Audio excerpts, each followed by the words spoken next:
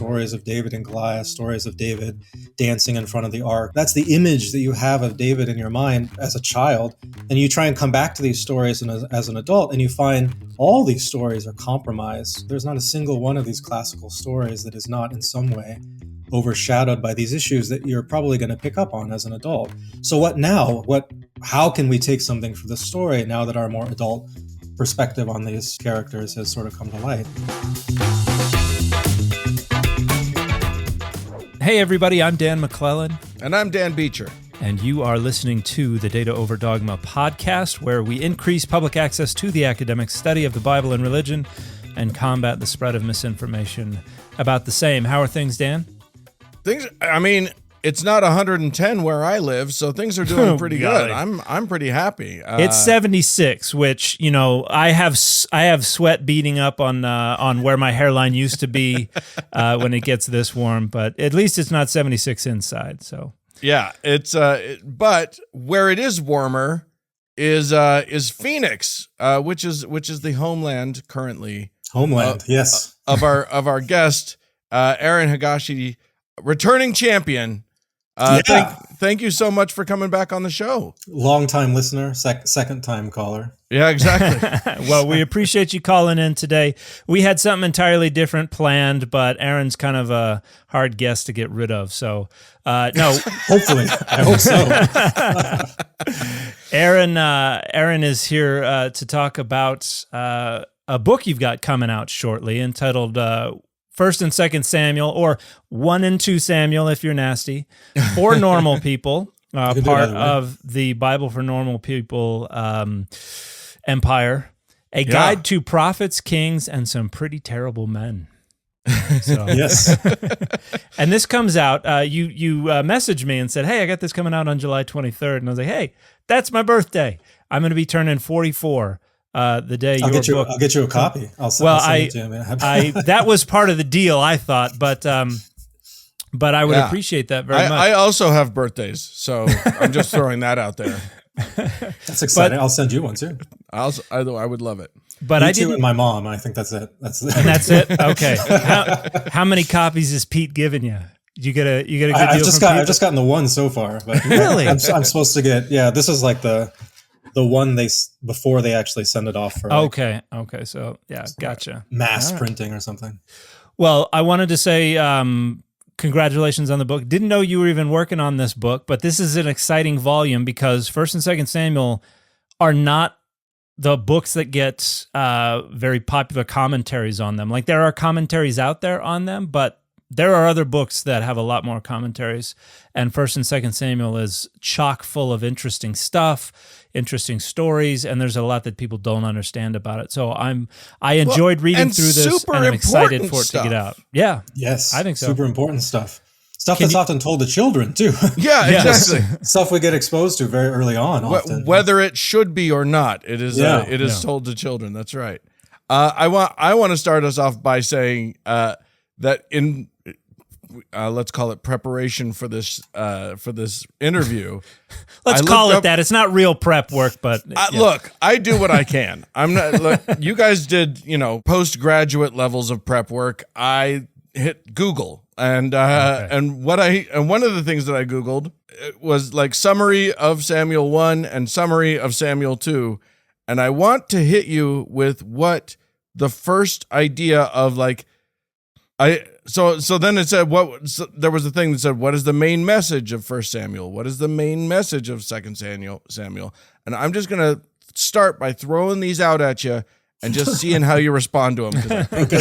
I think they might have nailed it, and I just want to see. So this article says that the main message of 1 Samuel, or the key theme of 1 Samuel, is God is king of the universe and always has been. And always has been. Does that feel right?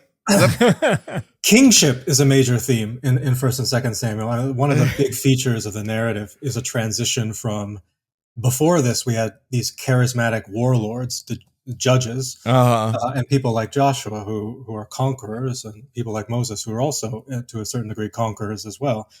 But now we have this transition to a monarchy. And a lot of the text is trying to navigate that difficulty of, well, if we have a human king, what role then does God have? Is God our king also, or are we displacing God as king?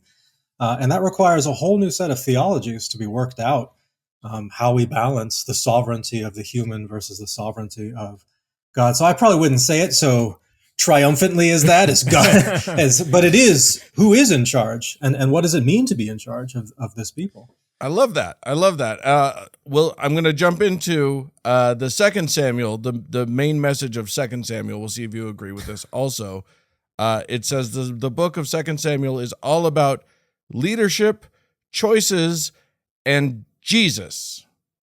Okay, there is some leadership and some failures of leadership. There are a lot of choices, many of them not good. I have not seen Jesus anywhere in Second Samuel. What? But I can always get another read. You are arguing with the internet, sir. How dare you? That happens. It's a hazard of the job. Yeah. That might actually come back again later in the conversation. I think there is an expectation when you buy a lot of lay level commentaries, which is what this aims to be. A lot of people who buy these commentaries are interested in, how do I find Jesus? I mean, a lot of these are Christians who are buying this. How do I find Jesus in these texts? And if that's the question you're going into it with, it can be a very difficult task, because there's not a lot of Jesus going around in the entirety of the Hebrew Bible, but especially these texts where there's so many tragic things happening, so many immoral things happening. There's nothing edifying in these texts, really, especially at first glance. And so people are paying big money essentially to get a book to tell them, here's where Jesus is in the text. And I think it's worthwhile to tell people Jesus is not here in this text. And if you really dig and wanted to try and find Jesus in this text, I mean, I give a suggestion later in the book, and it's an unexpected one, I think. The only characters in this text who really suffer for the sins of other people are many of the women who suffer at the hands of David and his poor leadership and poor choices. Yeah, that's definitely those are prominent stories in the David story. I mean, one jumps immediately to Bathsheba, but there are other places where women kind of get the short end of the stick. So many places. First and Second Samuel have a startling number of named women characters who get to do a wide variety of things, and who are often much more than just mother figures. They have ambitions. They're trying to survive difficult circumstances. But with that large number of named women characters comes a large number of named women characters who are also suffering, almost always as a result of the immoralities of the men who are around them.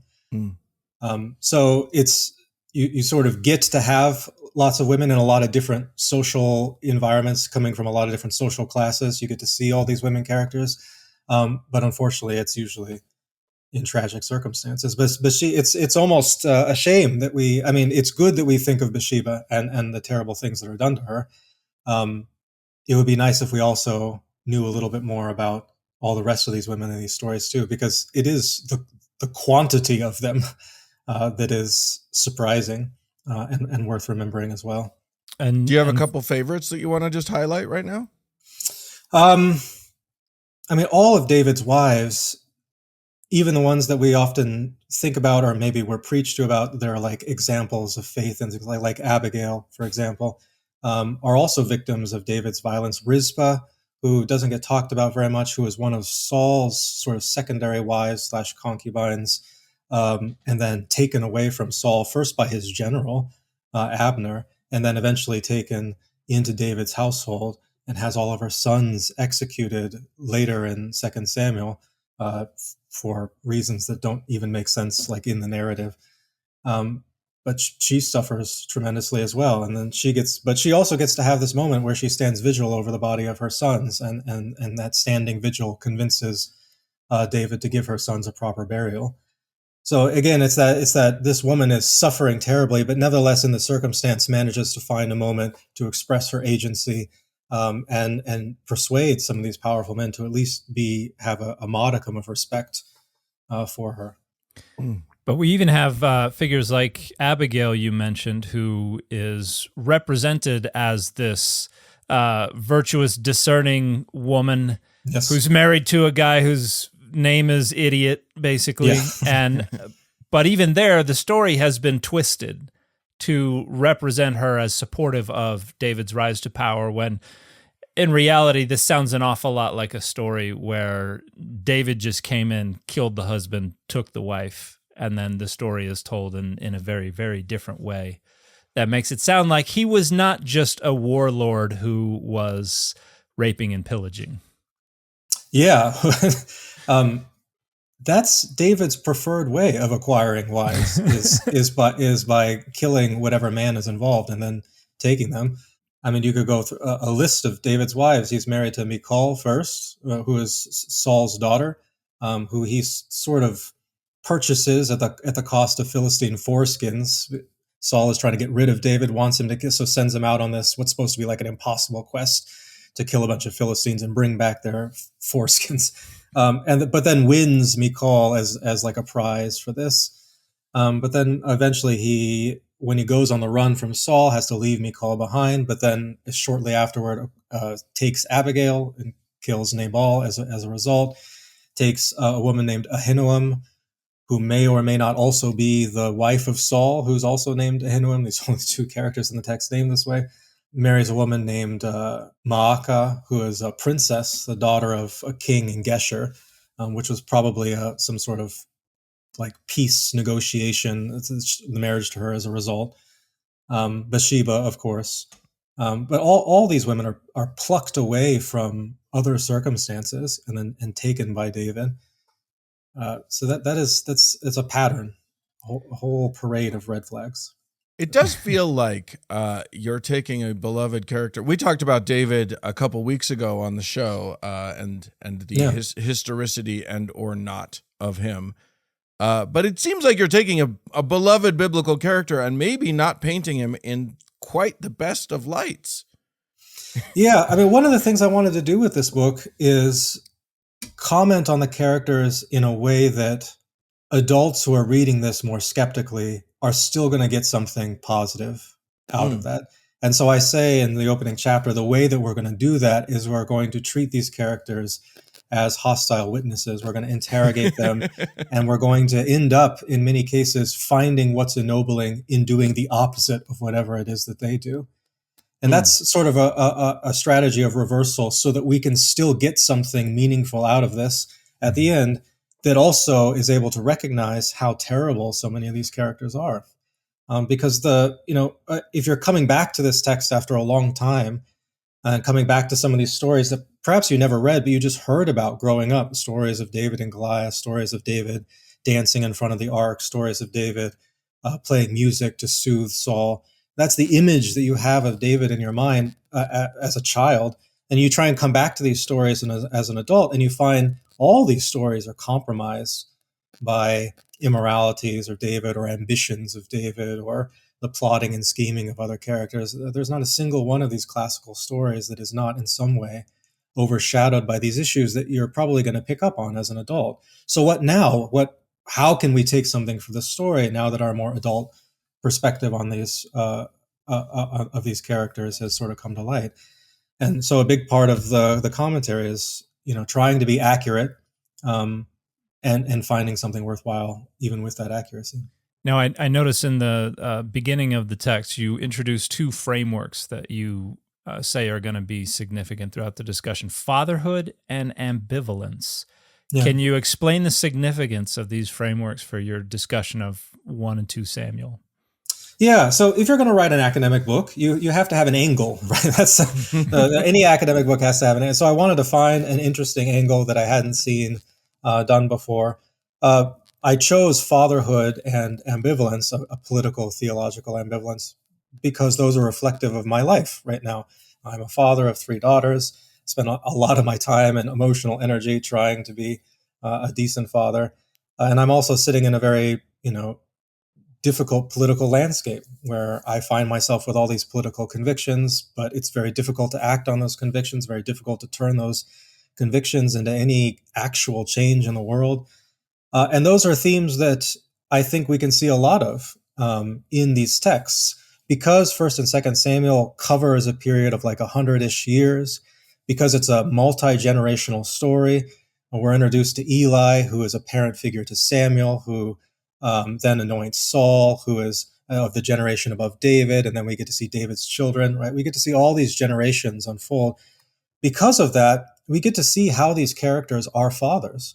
We get to see how they interact with both the generation before them and the generation after them. We get to see how they have inherited negative habits from the generation of men who have come before them, and how they replicate those habits in the generation that comes after them. There are very few new sins in 1st and 2nd Samuel. It's almost always a recycling of old pains and traumas that have been handed down. And that idea of what I'm trying to do in my own personal life is to do better than the generation that came before me. And I am seeing these characters struggle and so often fail to do that.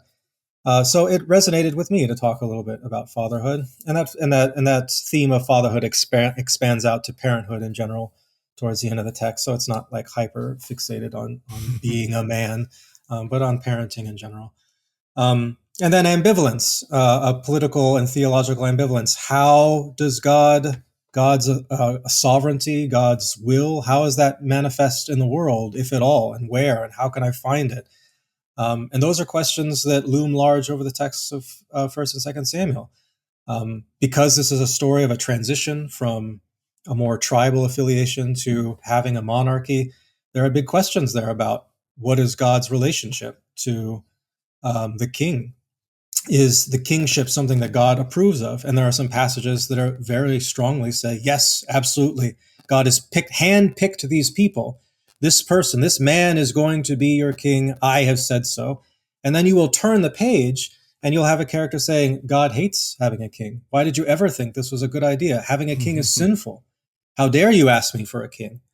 And then you'll turn the page and, man, thank God we had this king, because this king just saved us from, this terrible thing. And everybody seems to be on board with it. And then you turn the page and this is the worst king in the world. And God is going to get rid of this king and replace him with somebody else. So that kind of, whose side is God on in these stories is terribly ambivalent. And that, again, that ambivalence matches, a lot of people's attitudes. And is this a reflection, in your opinion, of the coming together of different traditions within 1st and 2nd Samuel? It's a product of multiple authorship. Yeah, absolutely. There are very clear examples of instances in which you get the same story told multiple times, and that kind of literary, not necessarily doublet, but unnecessary repetition is a telltale sign of original independent compositions that have then been edited together. So a great example of this, starting in 1 Samuel 9, you get a story about how Saul becomes king, 9 in the first few verses of 10. And this is one of the pro-monarchical stories where God says, I'm going to pick somebody to be king. God picks Saul to be king. He is anointed by the prophet Samuel. And it seems like that's the only story you need to tell about how Saul became king. But then, and you get to the end of 1 Samuel 10, now Saul is chosen to be king again by casting lots. So this random process of divination where they like roll dice or pick sticks or draw straws or something like that in order to figure out who's going to be king. And that casts a much less flattering light on Saul, because he's hiding from this whole process. Doesn't want to be picked to be king. But then you turn the page, and then in 1 Samuel 11, Saul is empowered by God in the very same way that many of the judges are in the previous book, to sort of take up his arms and lead an army spontaneously against somebody who is trying to subjugate the people of Israel. And again, that one ends with this sort of sweeping, charismatic consent. Everybody in the land is like, oh, Saul's got to be our king. And he seems like a very effective leader. And that, so any one of these stories would have been enough by itself to explain how Saul became king. But we have three very different traditions with very different theologies trying to explain this process. So it seems like they were written apart from each other. Well, we'll get more into that in just a minute. Right now, we're going to take a break. For those of you who are patrons of the show, it'll go straight on. The rest of you, we're going to pay some bills, and we'll be right back. Welcome back, everybody. I hope that break was as productive for you as it was for us. One of the things that I wanted to talk about is the fact that this is not a technical academic book. This is something that you notice immediately when you begin the book. This is intended for a more popular audience, but it's also an entertaining book. It's so fun. You scattered some very funny footnotes throughout your kind of mocking the genre a little bit and having fun with the narrative as well. As you mentioned to us off air, this was intended to be a very character-driven story, and you think the story is entertaining. Can you talk a little bit about what it was like for an academic to write something where you were able to kind of unleash your comedic chops a little bit? That's really an opportunity that the organization, the Bible for Normal People, gave me. I mean, this is only the kind of book that could be written by them and put out by them. The goal of the entire series for, X book for normal people is to bring the best in academic biblical scholarship to everyday people. So it's written by me, who is an academic, a semi-serious academic with formal academic training. It's read by academics. It's edited by an academic. All the praise on the back is by academics. So it comes from an academic environment, but it's not for academics. Right, this book is not going to advance the state of the field. Nobody's going to hold a special SBL session. Nobody's going to put this in my Festrus someday or something like that. It's not that kind of heavy academic book, but it comes from that place. And so I think part of the benefit of that is that an average everyday reader can have confidence in reading this, that everything that they see in this text is going to be something compatible with biblical scholarship, right? They're not going to read some commentary later on and be like, oh no, that thing I heard in 1st and 2nd Samuel from Norwood, that's not true, right? It's been debunked or something like that. No, this is coming from the best biblical scholarship that we have available to us. And because it's for a lay audience, I didn't know what to do with the footnotes originally. Like footnotes are usually there to very carefully and very exhaustively justify claims that you make, to show that you've read a breadth of material, right? That this, that you are engaged in whatever subject matter you're studying, and to make sure that what you're saying is, going to fit in with what other academics are saying in your field. But I don't need to do that, because if I started citing obscure German texts, nobody who's reading this would care. Right? They're never going to look these things up. They don't. So I was at a loss for what to do with the footnotes for a while, and then I ended up sort of jokingly making them like silly puns and like commentary that has, that's really just jokes and vibes and stuff like that. And occasional Gen Z slang that I only know because I teach undergraduate students. And then I just ended up leaving them, and that just became a feature of the book. So there are like 3 serious footnotes that explain some cultural conventions at some point, I think. You snuck them in. Yeah, I did. My editor was like, "You actually need one here for this." And I was like, "All right, that's fine." Well, I'm actually looking right now at one of the notes. It says, "My editor would like me to point out that ritual purity and impurity don't have any moral connotations in these texts." So yeah, a great suggestion by Carolyn Blythe, edited the book. So no, there are a handful of serious ones, but otherwise, I just got to use them to play. And I think that helps. I think a little bit of levity is helpful in reading 1st and 2nd Samuel, because otherwise these can be very depressing stories. They're great stories in a literary sense. These are some of the Bible's most compelling characters, some of its most intricate arcs, but many of them are also quite sad. Yeah, as you point out in the book that these stories, we have way more ink spilled about Moses, and yet we don't know. You mentioned in the introduction that like we have no idea what Moses actually looked like, because none of it was spent actually sort of setting the scene, giving us a description, any of that sort of stuff. That is 1st and 2nd Samuel are unique in the sense that like for biblical literature, it actually like gives us some of that. It sets the table a little bit for us. Yeah, I mean, this really is peak biblical literature. This is the best literary prose writing that the Bible has to offer, in my opinion, and in the opinion of several of the scholars that I drew upon for this book, because we get to spend time with characters. We get to see their ambitions. We get to see them strive for things and fail. We get to see them strive for things and succeed. We get to see them make very human judgments, right? Moses has a lot of space dedicated to him in the Bible. I mean, the second through fifth book is he is the main protagonist, but a lot of that is God says, Moses, do this, and Moses does that, right? So you don't get to spend a lot of time in Moses's head. You don't understand any of his motivations, really. You don't see him struggle much internally. He doesn't get to play off very many other characters, right? And all that is essential for characterization. Right. But we do get to see that for Samuel and Saul and David and many of these major characters in these texts. And that's really what brings a lot of these characters to life. I wanted to ask briefly. One of the things that I always think about when I'm in 1 and 2 Samuel is historicity. There's a lot of arguments within biblical scholarship about the historical David. Dan mentioned we talked about that in a recent episode. You think Saul really existed? Was that the actual first king of Israel?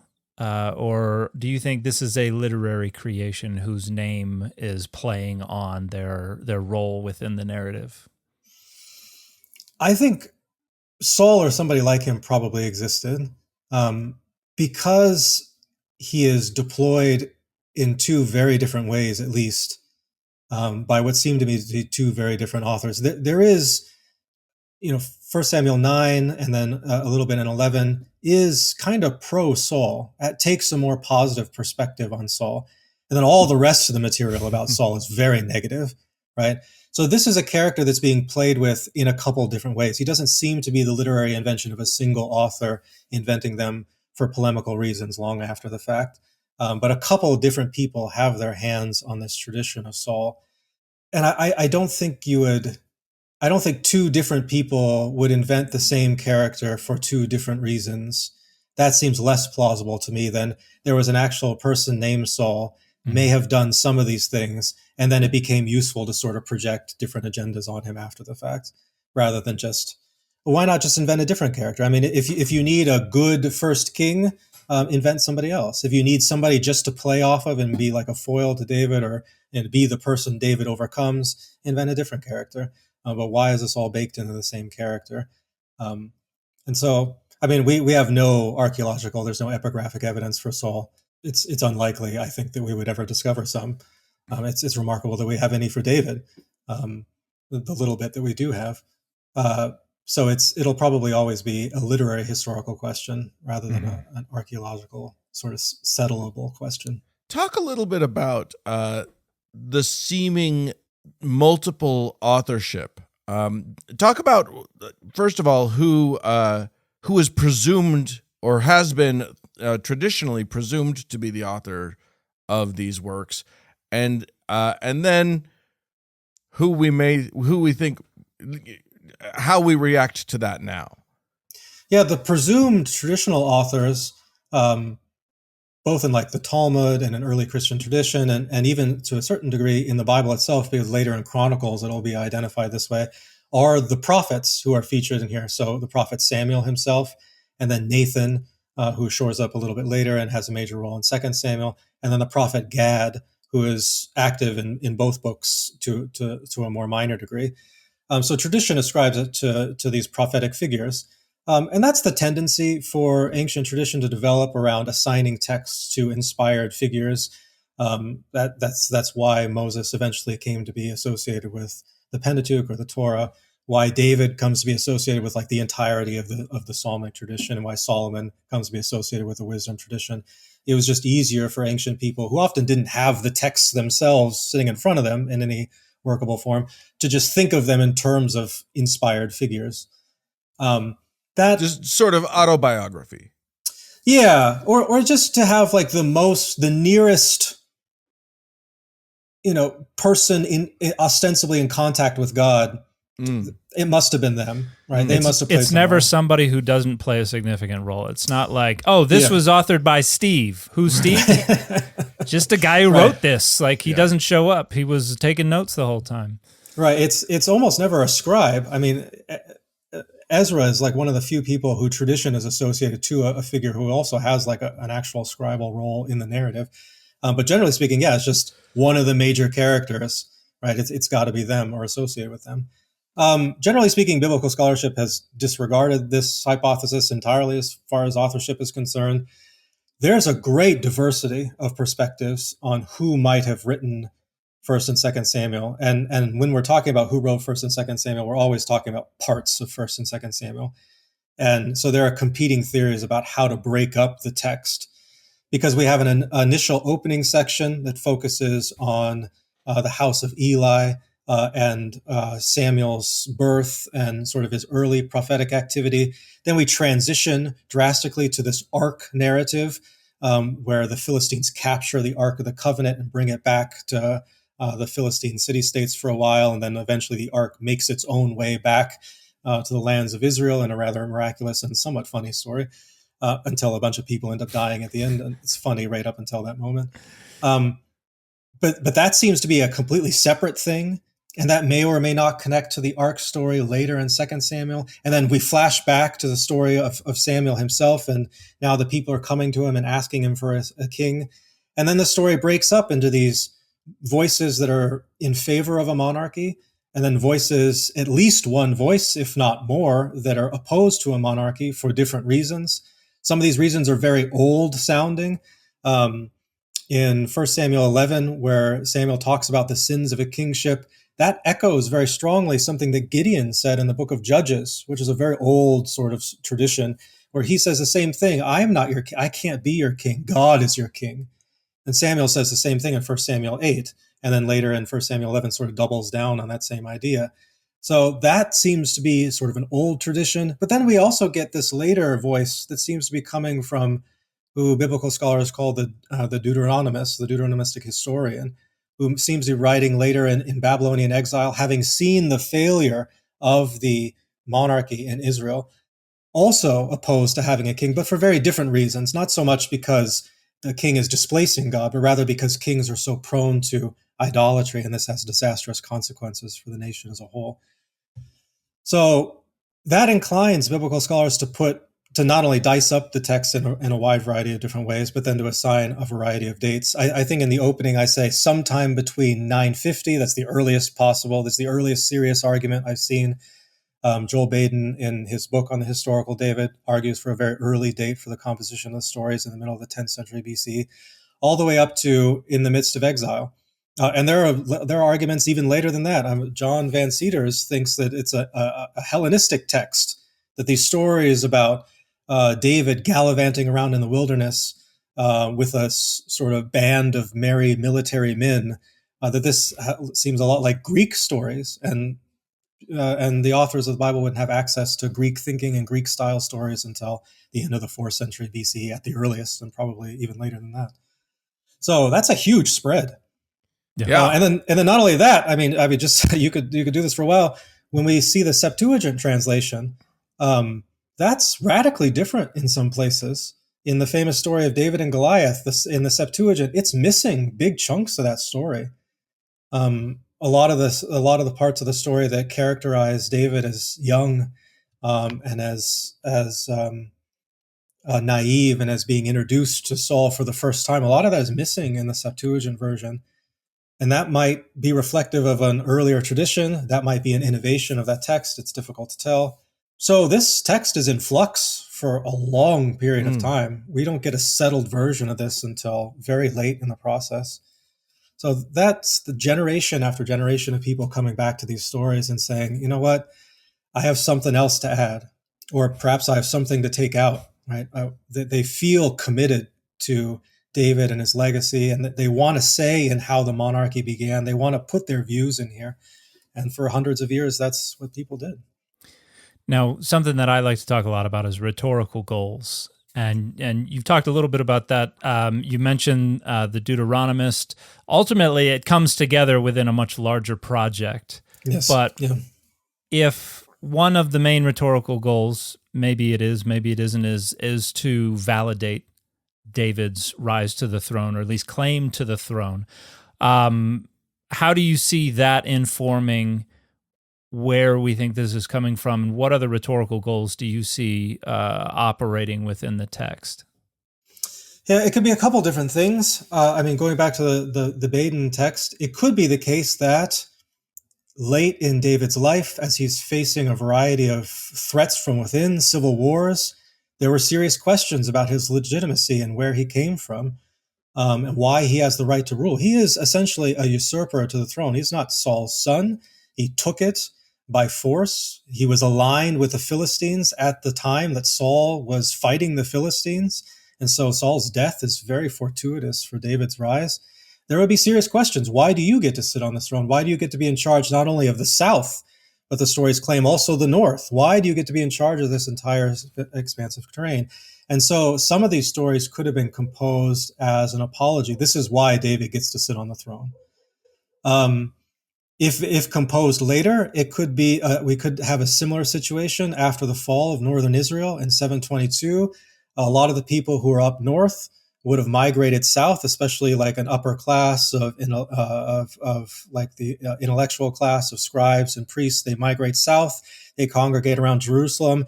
They have their own traditions about David, and they're probably contesting the traditions in the south, which is much more, which derives its identity in large part from David.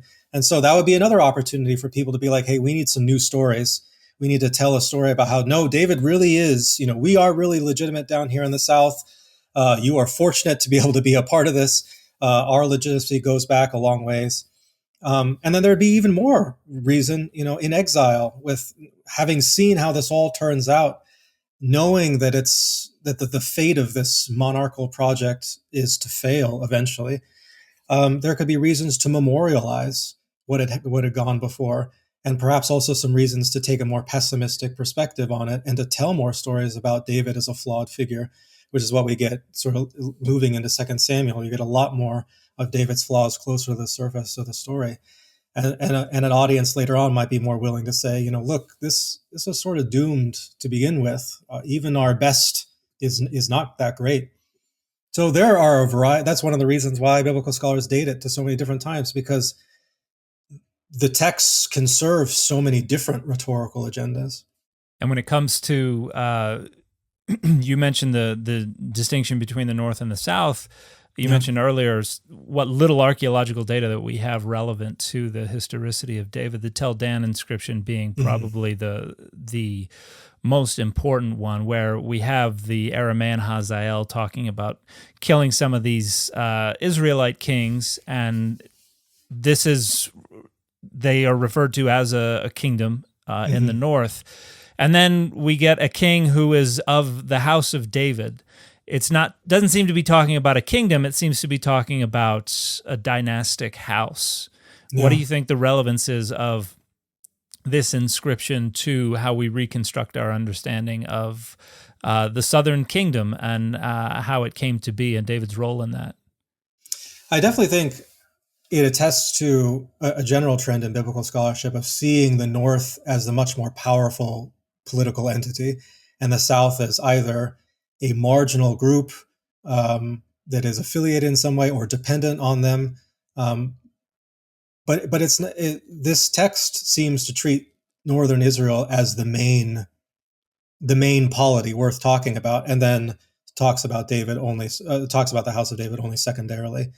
And so that seems to confirm a lot of the rest of the archaeology that we have. Generally speaking, when other nations around this people are talking about what's happening in Israel and Judah, they're talking about Israel, right? We have Assyrians talking about stuff that's happening in northern Israel, talking about their kings, talking about trade relations, talking about assassinations, talking about lots of stuff that's going on up there. And they, in general, don't talk about stuff that's happening in the South. It's as though it's a non-issue. And so the mention of the house of David is sort of similar. Yes, we took the north. We destroyed many sites there. Yeah, we also beat up the house of David that's down there as well. But that's not to give it the same level of prestige. And so it seems to agree with the broader consensus that Israel is the main polity, which is interesting because, of course, the voice that we then get preserved in the texts is sort of the voice of the one that survived, and Judah in the south is the one that ended up surviving longer, and so they got to write the stories, right? So these histories are heavily biased in favor of the south, even though history itself, as it played out, the actual power, it seems, was in the north. I think it's interesting that what we have largely represents the perspectives of the South, and they talk about longing for the golden days of David's kingdom when Israel was at its largest and had conquered all its enemies and everything like that. And it certainly seems, based on the data, that the Omrides actually are the ones who had the largest kingdom that part of the world had ever seen. Outside of the empires around them, and it seems like the South is wanting to appropriate the achievements of the North in a lot of ways, going so far as to even adopting their identity, identifying as Israel in many parts of the text, which I find fascinating. Yeah, even in the later part of David's reign, we get some of that tension because David's son, Absalom, leads a civil war against David, manages to oust him from the city of Jerusalem, his capital, for a short period of time. And many of Absalom's supporters seem to be, and the text will sometimes just say Israel is supporting him, or the men of Israel. And it's sort of ambiguous whether or not, is this referring to everybody in the land, or is this referring to people in the northern territories specifically? And so already early in these stories, there's a recognition of the ambiguity and the tension there between how this word Israel can be used to refer to a particular northern section or all of it entirely. And the Bible is going to play on that, and different biblical authors are going to play on that in different ways. And so Israel becomes a very flexible term to have social connotations, kinship connotations, political connotations, theological connotations. And in the hands of different biblical authors, it means different things. Mm-hmm. So it's sort of always been a flexible term from the beginning. Mm. Yeah. And when Absalom finally gets what's coming to him, there's the famous reply of David, "O Absalom, O Absalom." He seems to mourn the deaths of his enemies in a very kind of poetic way, in a way that is kind of holding him up as like he really wasn't trying to kill them. You can tell because he's so upset that they're dead. Yeah, and it's interesting to read it both ways. I mean, you can read it when David mourns the death of Saul, for example, at the beginning of 2 Samuel. Is he really sad that this opens up the power vacuum that allows David to become, king, and then to eliminate the rest of Saul's household and to dominate these territories. So is he really sad that he's gone? And so you can read that. That's hard to read in like a more straightforward, sympathetic way. But some other characters, it's difficult. When he mourns Jonathan's death, is that sincere? Or is that also, Jonathan would have been the successor to Saul. So he has political reason to celebrate that death and personal reason perhaps to mourn that death. So which is it? Same thing with Absalom. I mean, Absalom has ousted him from the kingdom. He's taken over. He's defeated his army, at least temporarily. He's taken a lot of his base of power. He's caused a rupture in the kingdom that David will spend the rest of his life trying to put down. At the same time, he's his, at that point, oldest son. And he's lost others, before this in infighting and violence and terrible stories. So is this genuine mourning or is it not? And it's always interesting to sort of see what the story looks like both ways. It's difficult to tell. That's another element of both of the ambiguity and of the fatherhood, right? A father would mourn the death of his son, but David's not a great father, so is. The whole reason he was in that situation to begin with is because he wasn't a good father to Absalom, such that Absalom would betray him. When you talk about the ambiguity in these stories, when you talk about how many possible or potential interpretations there could be of these things, do you have some favorite moments that have because some of these stories have prominent traditional interpretations, traditional the understanding that you get in church, or the understanding that you get, if you read a children's version of the story of David or whatever. There are these moments that are given very traditional interpretations and reasons why they're there, and what the meaning is, and what the message is, and what the moral of the story is, or whatever. Do you have some favorite moments where you would quibble with the traditional reading or the traditional understanding? Yeah, there are a lot. I mean, this could go a lot of different ways. I read Jonathan and David's relationship as being sincere and intimate, and so I think a lot. I mean, that usually gets preached, if it's preached at all or taught, as sort of a brother in arms camaraderie. I think there is something much more intimate happening there. Jonathan and David's relationship is utterly unprecedented in the Hebrew Bible for the amount of affection and vivid descriptions of the mutual feelings of the characters on multiple occasions, on literally every scene that they are together. Yeah. I think it's probably beyond the scope of the text to be able to say that this is romantic or erotic necessarily. Regardless, it is utterly unprecedented. There is no other. The only relationship that gets close to the relationship between Jonathan and David anywhere in the Hebrew Bible is in the Song of Songs, and that is an explicitly erotic relationship. You can think back. I think I do this thought experiment in the book, and if not, maybe I should add it in before it goes to print. think about like couples in the Hebrew Bible who are described as loving each other. Can you think of any? There are very few. Do you know how Moses feels for Zipporah? Do you know how Jacob feels for his wives? We have like one line about how Jacob loves Rachel, and then this drove him to work for all this long time. But that's about it, right? Do we know what many of these characters felt for one another? And the answer 99 times out of 100 is no. We just assume. But the relationship between David and Jonathan, every time they are together, is just, he loved him like he loved himself. His soul clung to him. My love for you surpasses the love of women. You have other characters. Saul condemns Jonathan. Your fidelity to David shames the nakedness of your mother, which has this sexual connotation to it. Every scene they appear in together, they are in love, but that's also overshadowed by the fact that David is the kind of person who might manipulate somebody's feelings, and so it's difficult to know if he's in this as much as Jonathan is. And so, I mean, even there's some ambiguity, but I tend to read it as a pretty straightforward, intimate relationship.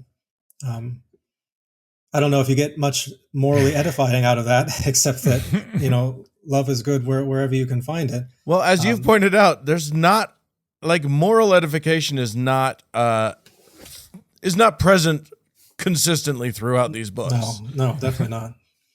Well, and that's actually how you punctuate the end of the book as well. You come down and say the men in 1 and 2 Samuel are some of the most toxic people in the Bible. They tried and they failed. Let's try to do better. Where I think you kind of sign off by suggesting that the best moral lessons to be taken from the Bible in these books is actually to not do what these heroes from hoary antiquity have done, but to learn from their mistakes and to use them, hold them up as models of toxic and awful behavior. Is that something that is that the kind of reading of the biblical text that you think is more necessary these days? Is this a very traditional reading, or is this does this kind of break the mold of most commentaries by believing scholars? It definitely breaks the mold. I mean, there's a long tendency to try and hold David up as a paragon of faith and all these virtues that religious folk take to be very valuable. I mean, in the text himself, he's called a man after God's own heart, and that's repeated in the New Testament. And so there's been a lot of effort to try and redeem him as a character. And so you'll find people any given Sunday preaching about how, David has his flaws, but he still, look at all these great things. I don't think that rating of David is very useful for us today. We don't need, I don't think in the year 2024 of our Lord, I don't think we need more stories apologizing for bad men in power. That's just, we've had thousands of years of that. And so this story goes and this commentary goes in another way. No, he is almost irredeemable. And the best thing that we can do with him is, as I said before, often do the opposite. What kind of father is he? Well, he's a distant, angry, often not involved, lashes out randomly at his children, plays his children against each other. He is largely apathetic even in the moments of their suffering when they come to him. Clearly does not model good behavior for them. It isn't capable of recognizing his own mistakes, and so cannot parent those mistakes when they pop up in the lives of his children. And because of that, we should do all the opposite. We should be involved in our children's lives. We should model good behavior for them. We should take their pain seriously. So he is still useful to us, inverted. He's still useful to us looked at the other way. You talked earlier about quibbles or sort of post-exilic ideas of maybe kingship and monarchy is not a good idea. So even then, it seems like they were taking David as a cautionary tale, or taking 1st and 2nd Samuel as cautionary, in the sense of like we don't need to be holding this up as a paragon, as a good idea. And you would think that actually in the United States, where sort of the lore of our country is the throwing off of monarchy, that the idea that you're suggesting, which is to take these stories as bad ideas and as things that we can sort of reflect against, rather than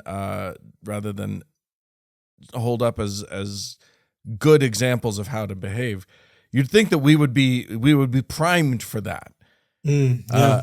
Do you find pushback when you say these, when you bring it up in this way?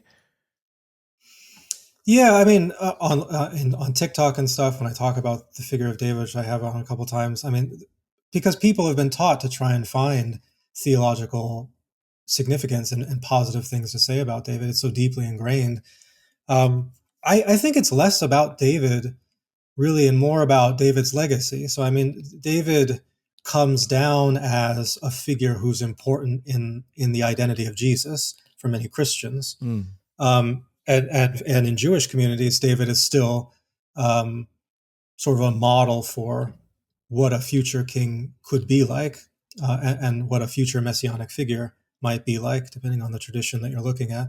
So it's David, the man himself, yes, but more David's legacy is deeply rooted in these religious traditions. And so I think it might be less trying to save David and more trying to save Jesus, for example, by proxy, because one of Jesus' claims to fame is to be a descendant of David.